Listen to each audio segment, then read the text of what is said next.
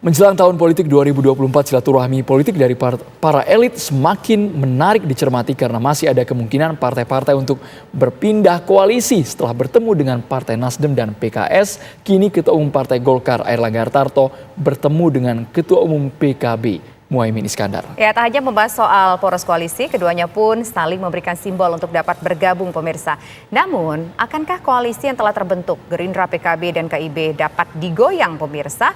Untuk membahasnya sudah bergabung bersama kami ada sejumlah narasumber, yaitu ada Ketua DPP Partai Golkar, yaitu ada Pak Ahmad Doli Kurnia, kemudian Wakil Ketua Umum Partai Kebangkitan Bangsa, Pak Zazilul Fawait, kemudian ada pakar politik, juga ada Mas Hanta Yuda, dan juga pakar politik yaitu ada Mas Gunggun Herianto. Selamat petang Bapak-Bapak semua. Selamat petang, Tisa, Andrew. Ya. Selamat petang, Assalamualaikum warahmatullahi wabarakatuh. Waalaikumsalam warahmatullahi wabarakatuh. Pertama saya ingin ke Pak Doli dulu ya, ke Bang Doli dulu. Ini kayaknya Golkar jadi primadona ya, Bang Doli ya. Kira-kira ini akankah solid dengan yang keputusan sebelumnya atau mungkin kira-kira masih bisa digoyang nih dengan saling memberikan simbol tadi? Enggak. Ya sebenarnya ini melanjutkan tradisi saja ya, sejak 1,5 tahun sampai 2 tahun yang lalu Ketua Umum kami Pak Airlangga Hartarto itu memang kan sangat intensif membangun komunikasi ya dengan semua pimpinan partai politik, baik berkunjung maupun dikunjungi gitu. Nah, memang di masa-masa tahapan pemilu ini akan semakin intensif tentunya ya, karena memang sekarang ini kan semua fokus untuk persiapan pemilu. Jadi mungkin agak terasa lebih lebih dramatisir kira-kira begitu. Nah, sebetulnya misi utamanya adalah bagaimana kita semua elit-elit bangsa, ya, pimpinan partai politik ini harus punya kesepahaman ya menghadapi pemilu yang tentu intensitas dan kemudian dinamikanya sangat tinggi gitu. Nah, oleh karena itu dibutuhkan kesadaran bersama untuk tetap bersatu di atas semua kepentingan. Kepentingan untuk apa? Kepentingan negara, bangsa, dan rakyat Indonesia. Jadi kita boleh berkompetisi, boleh kemudian mencari kemenangan di dalam pemilu gitu. Tetapi juga kita harus mengutamakan kepentingan bangsa dan negara. Nah, itu sebetulnya di setiap pertemuan yang menjadi tema atau topik utama dalam pembicaraan itu gitu. Apakah ada arah seperti ini, Bang Doli? Dari Golkar sendiri ingin memperbesar koalisinya, mungkin merangkul PKB, yang kemarin juga ada PKS, ada Nasdem. Ada arah ke sana, Bang Doli? Oh iya, sejak awal kan ada kesepakatan di Koalisi Indonesia Bersatu antara Ketua Umum Partai Golkar, Ketua Umum DPP PAN, dan Ketua Umum DPP 3 itu bahwa Koalisi Indonesia Bersatu ini bukan bersifat eksklusif. Ya, kita bersifat terbuka. Oleh karena itu masing-masing ketua umum partai politik itu memang diberi kesempatan untuk membangun komunikasi dengan pimpinan partai politik yang lain. Nah, bahwa kemudian nanti hasil pembicaraan dengan pimpinan partai politik lain itu kemudian mempunyai kesamaan pandangan dan kemudian ingin bergabung bersama dengan Koalisi Indonesia Bersatu itu sangat dimungkinkan gitu. Jadi Koalisi Indonesia Bersatu ini sangat terbuka menerima siapa saja yang merasa kita punya kepentingan bersama untuk membangun Indonesia 5 tahun ke depan setidaknya 2024-2029 itu sangat dimungkinkan.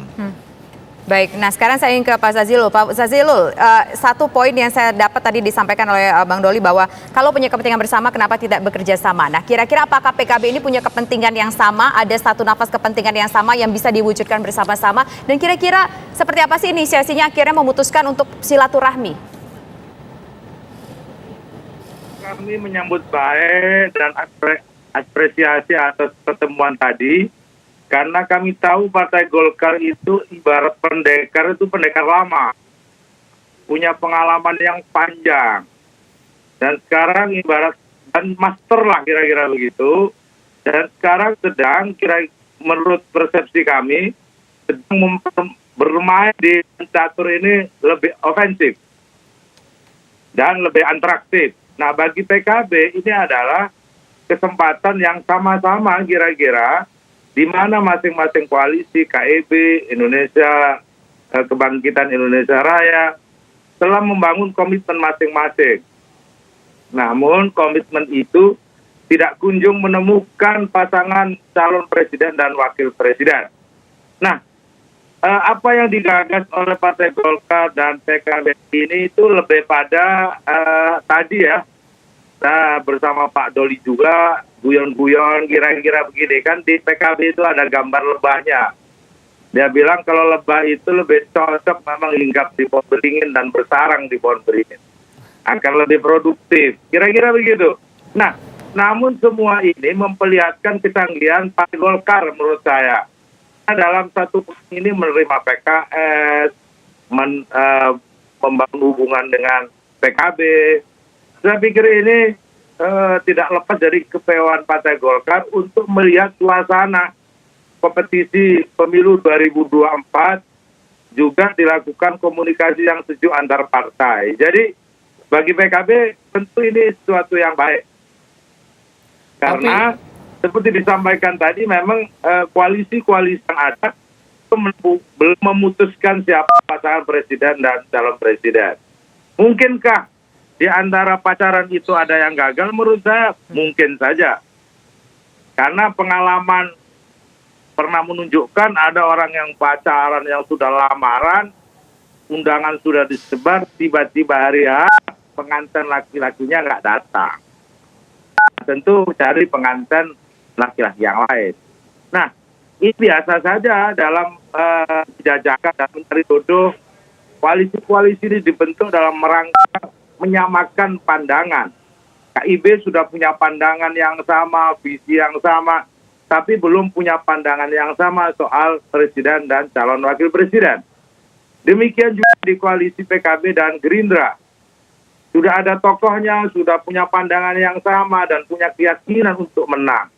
Namun sampai hari ini belum memutuskan siapa calon presiden dan wakil presidennya. Namun piagam koalisi yang dibangun oleh PKB dan Gerindra juga membuka peluang untuk masuknya partai lain. Jika kemudian Golkar bergabung di Koalisi Indonesia Raya, tentu keyakinan untuk menang itu akan lebih besar lagi. Karena apa? Karena kekuatan kursi dan dukungan pengalaman itu akan lebih besar lagi. Nah, pertemuan tadi lebih pada mencari model-model penjajakan yang cocok. Sebab seandainya saja ini kita tidak membayangkan yang buruk. Seandainya saja PKB kemudian yang membangun koalisi dengan Gerindra menemui jalan buntu, toh dengan Golkar cukup kursinya. Atau sebaliknya, seandainya KIB menemukan jalan buntu di antara partai koalisinya, toh Golkar cukup bersama PKB. Ini semua menjadi solusi-solusi yang menurut saya bukan berarti mengkhianati salah satu, tetapi menyamakan frekuensi sampai menuju target kemenangan. Jadi itu wajar-wajar saja, tidak ada yang tidak wajar dan semua dilakukan secara terbuka. Rakyat dan publik bisa menilai komunikasi yang dilakukan oleh Partai Golkar bersama PKB hari ini lebih pada memberikan juga pendidikan kepada publik bahwa koalisi tidak membuntu jalan, bahwa terbentuknya koalisi tetap membuat jalur-jalur untuk berkomunikasi antar partai koalisi yang nantinya juga akan menjadi kompetitor atau saingan. Baik, Bang Jazilul. Nanti kami akan mendengarkan bagaimana tanggapan dari para pakar politik.